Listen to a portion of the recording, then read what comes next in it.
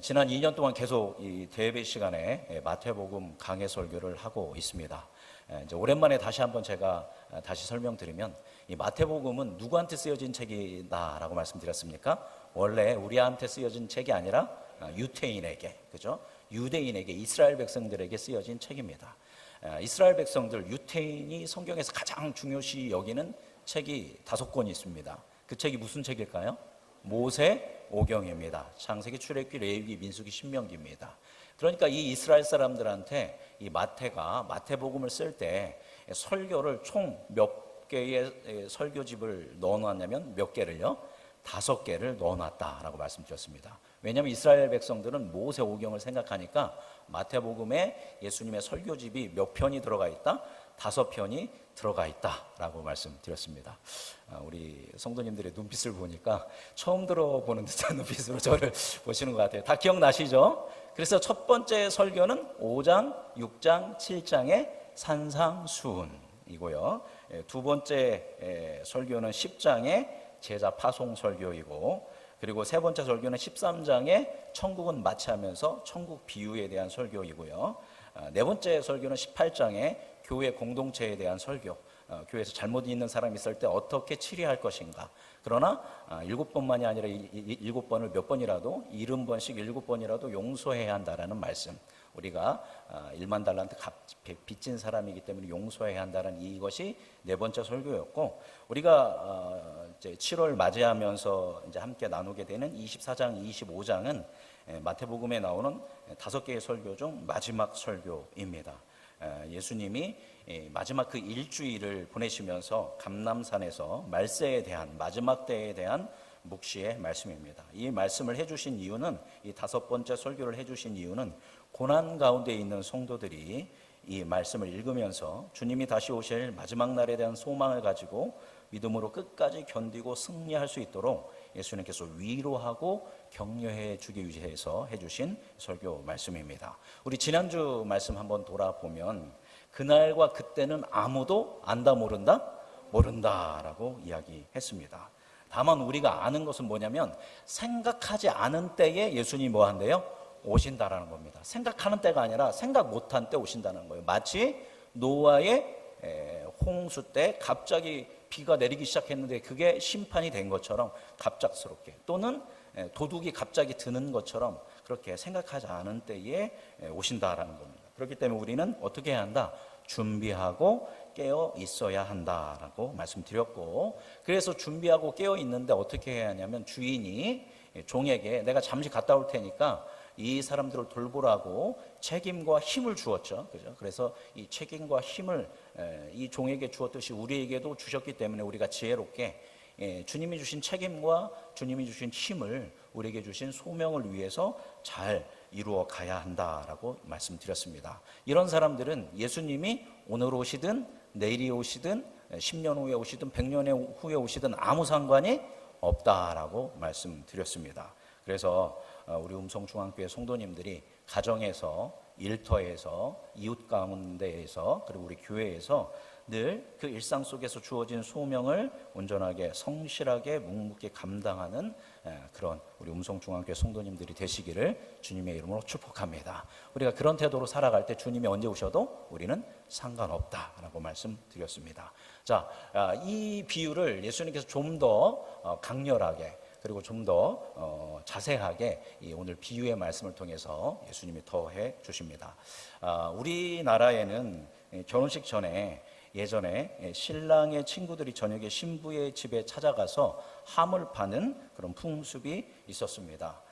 아시죠? 한 1900년대까지 있다가 2000년대부터 사라지기 시작했다고 합니다. 지금은 이제 전혀 없어졌는데, 이제 신랑의 친구들이 뭐를 들고, 함을 들고, 그래서 그 함 속에는 뭐가 들어있냐면 혼서지라고 해서 이렇게 안에 그 귀한 며느리를 주셔서 감사합니다 이런 글이 써 있고, 또 채단이라고 해서 청색, 홍색 비단, 또 각종 예물과 원양, 또 신혼부부가 같이 살 수 있는 집문서 등 중요한, 이 부부가, 신혼부부가 시작할 수 있는 그런 중요한 것들을 함 속에 넣고, 이 함을 함진압이라는 사람이, 그죠? 이제 함을 지는 거죠. 그래서 함진압이죠. 그 사람이 얼굴에 뭐를 뒤집었습니까? 오징어, 그죠? 기억나시죠? 오징어를 뒤집어 쓰듯이 쓰든 아니면 얼굴에 숯을 바르든 이제 합니다. 그래서 이제 누구의 집에 찾아가요? 신부의 집에 찾아갑니다. 그래서 신부의 집 어느 정도 거리가 되면 거기에서 이 함진아비가 뭐라고 외칩니까? 함사세요. 이걸 몇 번 외치냐면 3번 외칩니다. 3번 외칠 때까지 신부 측에서 나오면 안 되고 이제 3번 외치면 신부 측에서 신부의 가족이나 신부의 친구들이 이제 나와서 이 함을 받기 위해 나옵니다. 그런데 이 신랑의 친구와 함진아비가 함을 쉽게 줍니까? 안 줍니까? 안 주죠. 함사세요 하면서 계속 시끄럽게 합니다. 여러분 이렇게 시끄럽게 하는 이유가 뭐냐면 동네 사람들한테 이 집에 뭐가 있다라는 걸 알리기 위한 것이다. 혼사가 있다라는 것을 알리기 위한 것이다 라고 이야기합니다. 아무튼 그렇게 하는데 이게 조금 잘못돼 가지고 자꾸 뭐를 줘야 노잣돈을 줘야 그래서 이제 함을 팔러 온 신랑의 친구들한테 뭐 술도 주고 뭐 돈도 주고 해야 들어가죠. 근데 또 안 들어가려고 하고 신부의 친구들과 가족들은 데리고 들어가려고 하다고 그러다 보니까 또 뭐도 일어나요? 싸움도 일어나는. 아무튼 이러한 것이 우리 민족의 해악이고 그런 것이 우리의 풍습이었습니다. 그런데 이때 함을 지고 가는 사람이 들고 있는 게 있어요. 뭐를 들고 가냐면 청사 초롱을 들고 갑니다. 그러니까 등불을 들고 갑니다. 왜냐하면 함은 언제 팔아요?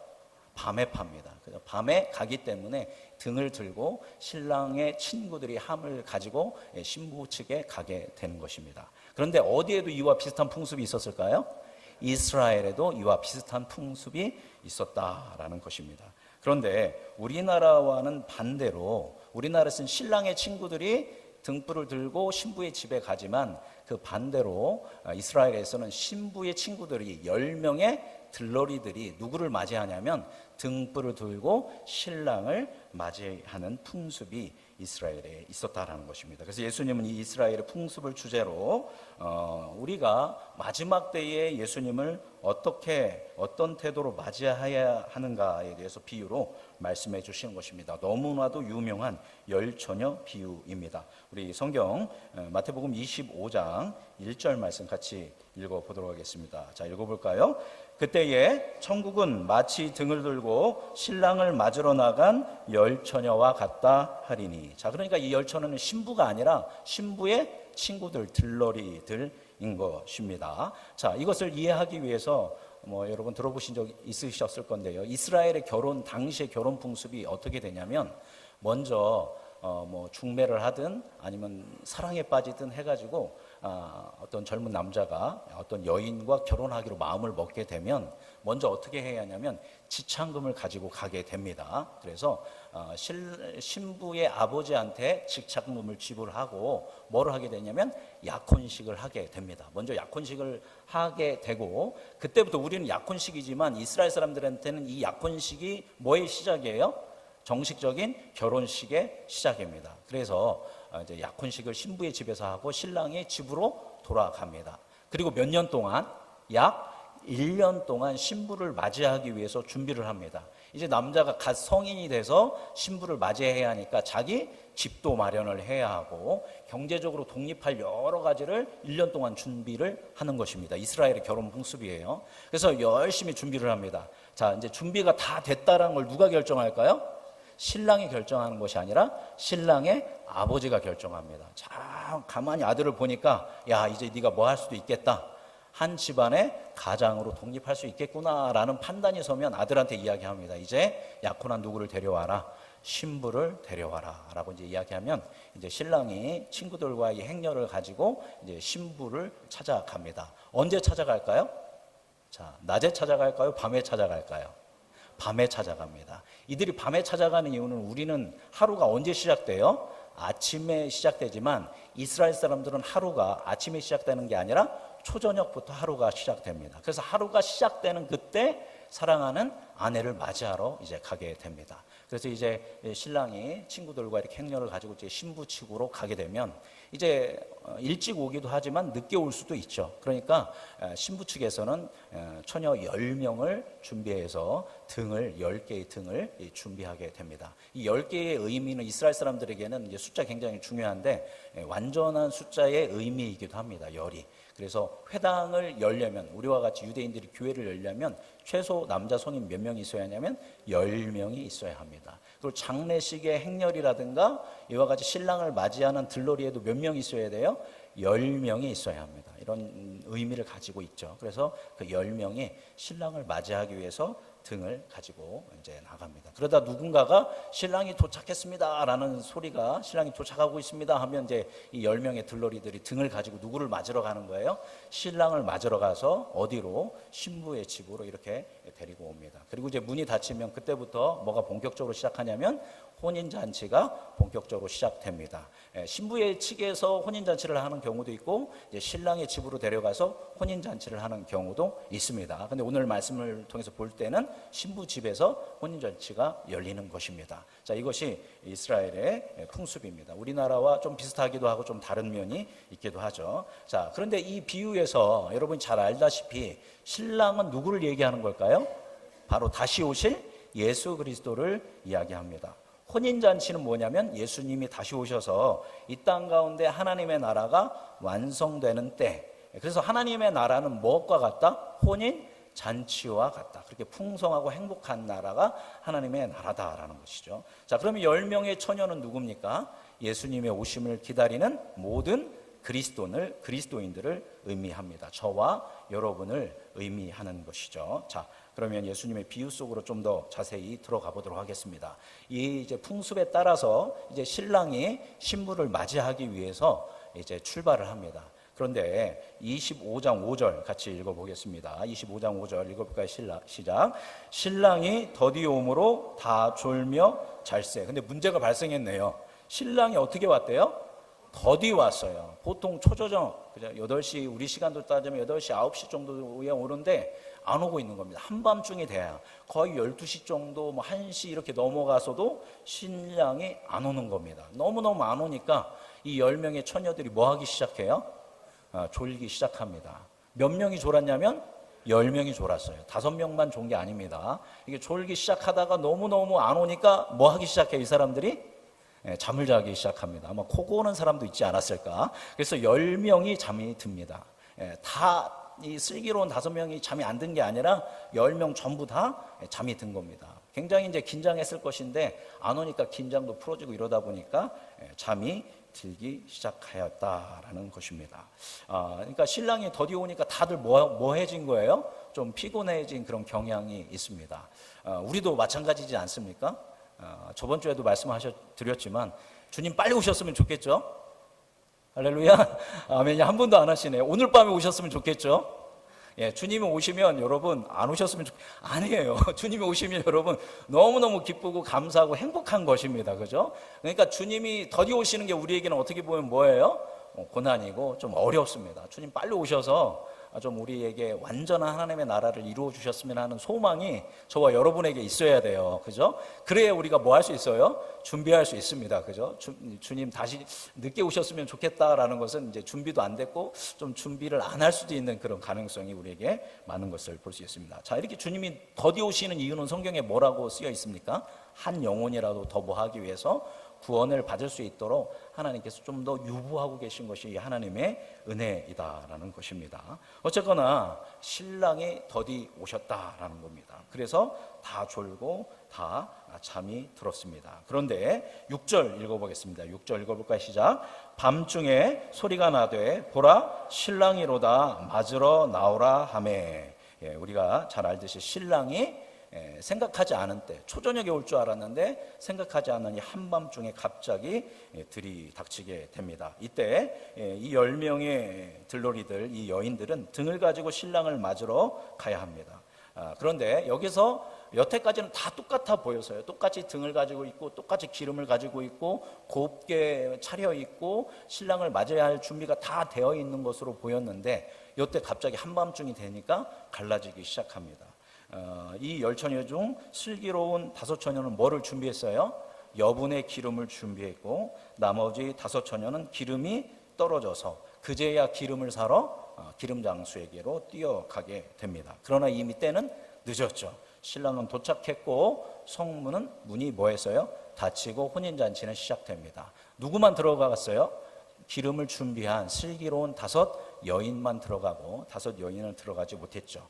그래서 마지막에 도착해서 주여 주여 우리도 들어가게 해주십시오라고 했지만 야 내가 너희를 알지 못한다라고 이야기하고 결국 문이 닫힌 문은 열리지 않습니다. 이거는 마치 뭐의 문과 같냐면 방주의 문과 같습니다. 방주의 문이 닫혔는데 심판이 시작하면 그 방주의 문은 더 이상 열 수 없는 것처럼 혼인잔치가 한번 시작되면 그 문은 열 수가 없는 문이다라는 것을 비유적으로 보여주고 있습니다. 그러면서 예수님은 이 비유를 마무리하면서 중요한 말씀을 하십니다. 우리 25장 13절 읽어보도록 하겠습니다. 읽어볼까요? 그런즉 깨어있으라 너희는 그날과 그때를 알지 못하느니라. 아멘. 이 비유를 얘기하시면서 그러니까 너희는 반드시 뭐 해야 한다? 깨어있어야 한다라고 이야기합니다. 그런데 여기서 깨어있으라라는 것은 무슨 말이에요? 자지 말고 깨어있으라는 게 아니라 뭐 해야 한다? 준비하고 있어야 한다는 겁니다. 왜냐하면 슬기로운 다섯 여인도 뭐 하고 있었어요? 자고 있었죠. 이 비유에 한해서 말씀드린 겁니다. 그러니까 여기서 깨어있으라는 것은 준비하고 있으라는 말씀입니다. 이 비유는 아주 간결하고도 명확한, 그러면서도 강렬한 비유입니다. 신랑을 맞이하기 위해서 10명의 여인은 먼저 뭐를 준비해야 돼요? 등을 준비해야 합니다. 그죠? 등을 준비해야 하고, 신랑을 맞이하기 위해서 등을 밝힐 또 뭐를 준비해야 합니까? 기름을 준비해야 합니다. 기름이 없는 등은 의미가 없게 되는 겁니다. 그리고 등을 밝히지 아니하는 들러리는 의미가 없게 되는 것입니다. 따라서 들러리는 뭐를 준비해야 돼요? 등도 준비해야 하고 또 등을 밝힐 넉넉한 기름도 준비해야 합니다. 둘 다 준비를 해야 합니다. 그런데 오늘 본문 말씀에 처음에 10명의 처녀들이 처음에는 뭐를 다 준비했어요? 기름과 등을 동일하게 준비를 한 것처럼 보였습니다. 외형적으로는 다 갖추었기 때문에 이 10명의 처녀 다 뭐가 없어요? 문제가 없는 것처럼 보여진다라는 것입니다. 그러나 시간이 지나가 결정적인 순간이 될 때 준비된 자와 준비되지 않은 자, 즉 슬기로운 자와 어리석은 자는 나누어지게 된다라는 것입니다. 대부분 초저녁에 왔으니까, 초저녁에 신랑이 오니까 그냥 이 정도 하면 되겠지라고 하는 마음으로 준비했지만, 그러나 더디우고 여러 가지 고난이 발생했을 때는 이제 여러 가지 문제가 발생되는 것을 볼 수 있습니다. 자, 우리의 믿음의 세계에 있어서도 마찬가지다라는 것입니다. 먼저 여러분 축하드리는 것은 여러분은 신랑을 맞이할 열처녀로 택함을 받아서 혼인잔치를 누릴 수 있는 복을 받은 사람들인 줄 믿습니다. 그래서 우리는 다시 오실 신랑 예수님을 기다리는 누구와 같다? 열처녀와 같은 사람들이다라는 것입니다. 그러므로 현재 여러분 보이지는 않지만 여러분 다 한 사람 한 사람 뭐를 들고 계세요? 등을 가지고 계십니다. 어떻게 보면 여러분 존재 자체가 뭐예요? 등인 것입니다. 그죠? 여러분 등은 뭐를 밝혀야 돼요? 빛을 밝혀야 합니다. 이 어둠의 세상에서 빛을 보여야 하는 것이 등의 역할이다라는 것입니다. 그런데 지금 여기 앉아 있는 분들 다 여러분 종교가 뭡니까? 라고 이야기하면 여러분 종교 뭐라고 이야기하시겠어요? 기독교라고, 나는 그리스도인이라고 이야기합니다. 그러니까 여러분 누가 봐도 다 뭐예요? 기독교인이에요. 누가 봐도 등을 들고 신랑을 맞이할 10명의 처녀로 여러분은 보여진다라는 것입니다. 그런데 여러분 중에 오늘 본문 말씀을 우리가 비유를 한다면 이 중에 반은 어때요? 슬기로우셔요. 그죠? 이 중에 반은 뭐 하세요? 어리석으세요. 그죠? 자, 그러면 우리 장로님들, 권사님들, 집사님들, 성도님들, 청년들, 본인은 우리 여러분 한 분 한 분은 슬기로우십니까? 어리석은 사람입니까? 나는 슬기로운 다섯 처녀인가요? 어리석은 다섯 처녀인가요? 한번 돌아봐야 합니다. 이 중에 반은 어리석다라는 거죠. 위협과 협박적으로 드리는 말씀이 아니라 예수님의 비유를 근거로 해서 드리는 말씀입니다. 다만 음성중앙교회 담임 목사로서 간절히 소망하는 것은 저를 포함해서 여러분 우리 모두가 슬기로운 다섯 처녀가 되시기를 주님의 이름으로 소망하고 축복합니다. 예수님도 여러분 모두가 어떤 처녀가 되기를 원하세요? 기름을 미리 준비해 놓은 슬기로운 다섯 처녀가 되기를 원하시기 때문에 무슨 말씀을 해주신 거예요? 이 비유의 말씀을 해주신 것입니다. 그래서 저와 여러분에게 예수님이 이 말씀을 해주시면서 너희들 어떤 사람이 되라? 기름을 준비하는 어리석은 처녀가 아니라 기름을 준비하는 지혜로운 처녀가 되라라고 예수님께서 우리에게 말씀해 주고 계신 것입니다. 그렇다면 이때 여러분, 우리가 깨어서 준비해야죠. 우리가 슬기로운 다섯 처녀가 되기 위해서 뭐를 준비해야 합니까? 기름을 준비해야 합니다. 여러분 다 뭐는 준비하셨어요? 이미? 등은 다 준비하신 거예요. 그죠? 여기 앉아 계시다라는 것 자체가 이미 등은 다 준비했는데, 이 중에 개 중에는 뭐가 부족한 사람들이 있다? 기름이 부족한 사람들이 있다는 겁니다. 저도 그럴 수 있습니다. 우리 모두가 그렇다라는 것입니다. 자, 그렇다면 등은, 기름은 등이 빛을 내도록 하는 연료인데, 여러분으로 하여금 빛을 내도록 하는 등불인, 그죠? 등인 여러분으로 하여금 빛을 내게 하는 그 연료인 기름은 무엇일까요? 학자들이 이제 초대교회 때부터 지금까지 이 기름이 무엇인가에 대해서 굉장히 집중해서 많은 해석을 했습니다. 비유이기 때문에 어느 정도 해석은 가능하죠. 가장 많이 이야기하는 것, 성경에서 기름 하면 상징되는 게 뭡니까? 성령입니다. 그죠? 성령에 무엇을 부어 주시옵소서? 기름을 부어 주옵소서. 그래서 선지자를 세울 때, 그리고 또 왕을 세울 때, 제사장을 세울 때 뭐를 부어요? 기름을 붓습니다. 그냥 그 기름은 붓는 이유는 뭐냐면, 뭐의 임재를 상징하냐면 하나님의 임재가 머리끝부터 발끝까지 함께 해달라는 어떤 성령의 차원으로 이제 기름을 붓는 것입니다. 그렇기 때문에 이 기름은 우리가 빛을 내기 위해서는, 우리 안에 누가 계셔야 빛을 낼 수 있어요?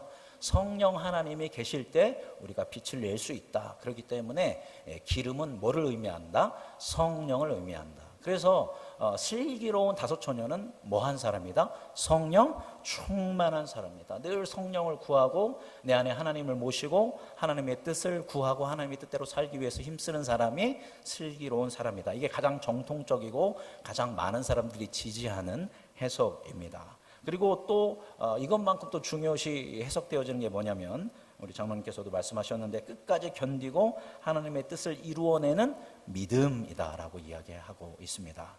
믿음이 우리를 구원에 이르게 한다라고 하죠. 그죠? 그 믿음은 누가 주시는 겁니까? 역시 하나님이 주시는 것입니다. 그러나 그럼에도 불구하고 우리 마음에 결정을 하고 하나님을 향한 무엇을 가져야 한다? 믿음을 가져야 한다. 믿음을, 여러분이 온전한 믿음을, 하나님을 향한, 성부, 성자, 성령 삼위일체 하나님을 향한 믿음을 가질 때 여러분이 무엇을 낼 수 있다? 세상에 빛을 내고 주님을 맞이할 수 있다라고 이야기하고 있습니다. 또 세 번째로 또 이야기하고 있는 것은, 우리가 빛을 낼 수 있도록 계속적으로 우리에게 연료를 공급해야 하는데, 여러분 그리스도인들에게 되는 연료는 뭘까요? 무엇을 또 이야기하냐면 말씀과 기도를 이야기합니다. 우리 안에 뭐가 채워져야 돼요? 하나님의 말씀이 채워져야 합니다. 그러면 말씀은 활력이 있다고 하죠. 운동력이 있다고 하죠. 원자폭탄이 원자가 막 서로 움직이면서 이게 증폭하면서 폭발이 일어나듯이 하나님의 말씀도 그런 운동력이 우리 안에 있다라는 겁니다. 그래서 말씀이 우리 안에 거할 때 우리 안에 빛이 발하게 되고, 그 말씀을 삶으로 살아갈 수 있도록 하나님의 은혜를 구하는 또 무엇을 해야 한다? 기도를 해야 한다. 그래서 말씀과 기도로. 근데 이게 종교적 말씀 읽기와 종교적 기도 행위가 아니라 온전한 믿음을 가지고 온전한 삶을 살아가기 위한 참된 말씀 읽기와 기도를 할 때 이것이 준비되어지는 것이다. 그런 사람들이 빛을 내고 주님을 맞이할 수 있다라고 또 이야기합니다. 또 네 번째로 무엇을 얘기하냐면 선한 행동, 즉 예수님의 말씀을 삶으로 살아가는 것이다라고 이야기합니다. 들어가지 못한 이 다섯 처녀들이, 어리석은 다섯 처녀들이 그 신랑을 향해서 뭐라고 부릅니까? 주여, 주여, 우리도 들어가게 해주십시오. 여러분, 그런데 내가 너희를 도무지 알지 못한다. 이 말씀 이미 설교 시간에 나눴습니다. 뭡니까? 주여, 주여, 우리가 주님의 이름으로 뭐를 했지 않습니까? 귀신을 쫓아내고 병을 고쳐내고 하나님의 말씀을 전했지 않습니까? 그랬더니 예수님이 뭐라고 해요? 이 악한 자들아, 난 너희를 도무지 알지 못한다라고 이야기합니다. 왜냐하면 그들은 참되게 누구의 뜻대로 살지 않았어요? 하나님의 말씀대로 살지 않고 종교적으로만 산 것입니다. 예수님의 뜻대로 산 것이 아니라 종교적으로 살았기 때문에 내가 너희를 도무지 알지 못한다. 이것과 일맥상통하는 말씀이기 때문에 여기에서 기름은 뭐냐면 예수 그리스도의 말씀대로 살기 위해서 힘쓰고 애쓰는 그 씨름. 그래서 우리 안에 일어나는 성화다라고 이야기합니다. 그래서 우리가 성화를 이루어야 한다. 하나님의 성품을 닮아가는 그런 행동과 행위를 할 때 주님이 오시면 맞이할 수 있다라고 이야기하고 있습니다. 자, 여러분 몇 번인 것 같으세요? 1번 뭐였어요? 성령 하나님. 2번 뭡니까? 믿음. 3번 말씀과 기도. 4번 하나님을, 예수님의 성품을 담아가는 성화. 자, 1번, 2번, 3번, 4번 몇 번 같으십니까? 예, 우리 장로님 센스가 있으시네요. 그죠? 어떤 종파에서는 1번을 얘기해요. 특히 성령 은사를 중시하고 또 아이합이라든가 이런 어떤 신사도 운동이라든가 이런 데에서는 성령 기름이다. 이거는 기름 부음이다. 그런데 어디에만 성령 기름 부음이 있다? 우리 교회만, 우리 단체에만 성령 기름 부음이 있고 다른 교회는 지금 다 성령의 기름 부음이 없다. 이런 식으로 이야기하는 교회들도 더러 있습니다. 또는 4번 성화를 강조하는 사람들이 있어요. 여러분 보십시오. 여러분 보니까 여기서 제대로 예수 믿는 사람은 한 사람도 없습니다.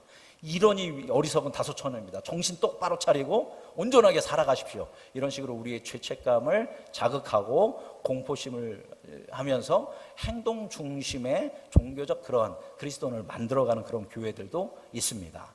예, 뭐 다 장단점이 있지만 제가 보았을 때는 이 말씀에서 이 기름을 단 하나로 해석해가지고 그것에 꽂혀서 하는 것보다 건강한 것은 뭐냐면, 모든 학자들이 이런 것들을 통합적으로 얘기하는 데는 이유가 있겠죠. 그럼에도 불구하고 가장 중요한 것은 성령과 믿음이겠죠. 그러나 이 모든 것이 우리가 뭐 해야 할 것들이에요? 준비해야 할 기름이다라는 것입니다.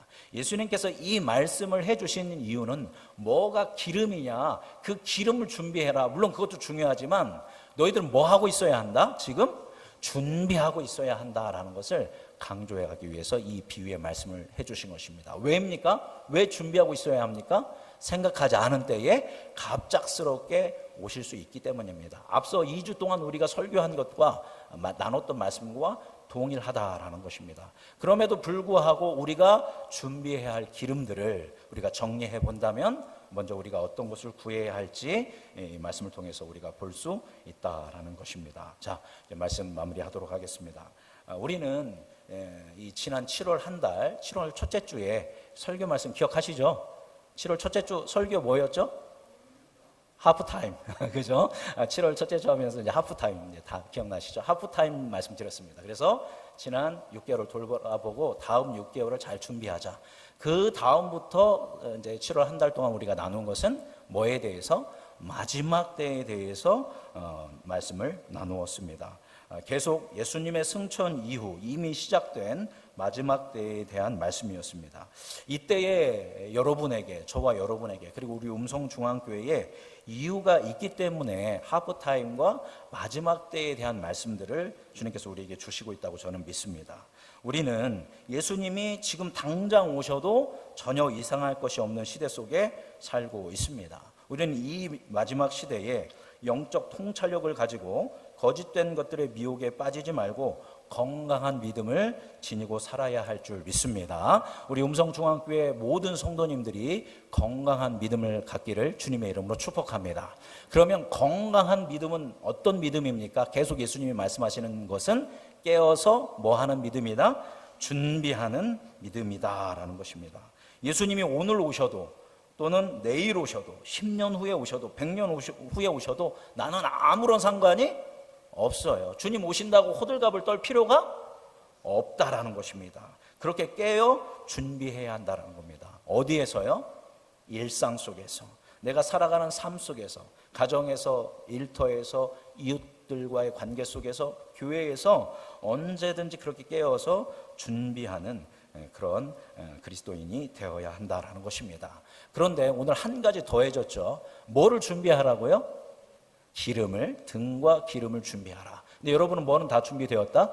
등은 준비되었다. 그래서 여러분 다 보기에는 다 기름과 등을 가지고 있는 것 같지만 이 중에 몇 퍼센트는? 50%는 뭐일 수 있다? 지금 뭐가 떨어져 가고 있을 수 있다? 기름이 떨어져 가고 있을 수 있어요. 그래서 주님이 갑자기 오셨는데 기름이 떨어져서 그때 기름 살려고 하면 이미 뭐 한다? 늦었다. 그러니까 주님 오실 것을 우리 준비하면서 뭐를 준비해야 한다? 기름을 준비해야 한다. 자, 기름은 뭐라고 했습니까? 첫 번째, 따라서 우리가 어떠한 것을 준비하는 건강한 그리스도인이 되어야 하냐? 성령의 충만함을 구해야 합니다. 여러분의 마음의 중심에 누구를 계속 모셔야 돼요? 하나님을 모셔야 합니다. 그래서 주님, 내 심령 가운데 임하셔서 나의 마음과 나의 생각과 나의 뜻을 다스려 주시옵소서. 성령 충만함을 구해야 합니다. 두 번째, 끝까지 견디며 하나님의 뜻을 이루는 믿음을 구하는 여러분이 되기를 바랍니다. 여러분이 구하고 찾고 두드릴 때 성령의 충만함을 허락하여 주시고 참되고 실제적인 믿음을 여러분에게 하나님께서 공급해 주실 줄 믿습니다. 세 번째로 우리는 뭘 준비해야 돼요? 말씀을 여러분 안에 계속 담아야 합니다. 가장 좋은 것은 여러분이 이제 말씀을 뭐 해야 돼요? 읽고 묵상하는 것. 그래서 하루 종일 그 말씀을 생각하는 것이 가장 중요합니다. 근데 그게 쉽지 않은 분들은 먼저 주일 말씀을 한번 쭉 계속 하루나 저녁이나 이렇게 생각해 보시고, 수요일 날 제가 유튜브 보내드리면 한 번씩 이제 뭐 빠른 속도로든지 아니면 이렇게 해서 꼭 한 번씩 보시고, 그렇게 하면서 말씀을 여러분 잘 쌓아두고 또 뭐 해야 합니까? 기도하면서 준비해야 합니다. 마지막으로 우리 삶 가운데 누구를 닮아가는 성화가 있어야 돼요? 예수님을 닮아가는 성화가 있어야 합니다. 예수님을 닮는다라는 것은 무엇입니까? 사랑과 희락과 화평과 오래 참음과 자비와 양성과 충성과 온유와 절제. 그 예수님의 뭐를 닮아가야 돼요? 성품을 닮아가는 것이 성화다라는 것입니다. 그래서 여러분 모두가 우리가 이 마지막 세대에 지혜롭게 성령 충만함과 믿음과 말씀과 기도와 그리고 성화를 통해서 날마다 일상 속에서 준비되어지는 지혜로운 슬기로운 다섯 처녀와 같은 여러분 모두가 되시기를 주님의 이름으로 축복합니다. 할렐루야. 준비하시겠습니까? 예, 아멘 하셨으니까 꼭 준비하시기 바랍니다. 우리가 그렇게 조금씩 한 번에 막 많이 하려고 하지 마시고 조금씩 우리가 준비해 나아갈 때 우리 음성중앙교회를 통해서 우리 장로님들, 권사님들, 집사님들, 성도님들, 청년들, 중고등부 주일학교를 통해서 하나님께서 이 세대에 우리를 통해서 놀라운 일들을 행하여 주실 줄 믿습니다. 기도하겠습니다. 살아계신 하나님 아버지,